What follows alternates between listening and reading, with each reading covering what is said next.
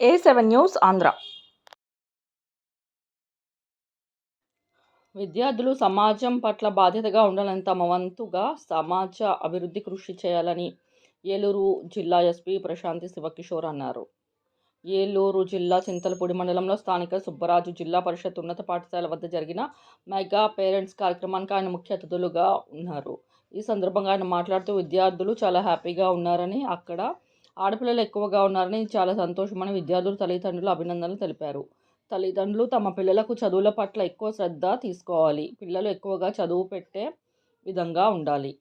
సమాజానికి ఉపయోగపడే విధంగా చదువు లేకపోతే ఉపయోగం లేదని, చదువు అందరికీ ఉపయోగపడాలని, ప్రతి ఒక్కరూ చదువుకొని ఈ విధంగా కృషి చేయాలి. సమాజానికి మనం ఏ విధంగా ఉపయోగపడాలి అనే విధంగా విద్యార్థులు ఆలోచనలో ఉండాలని, దేశం బాగుపడాలంటే విద్యార్థుల మీద ఆధారపడి ఉంటుంది.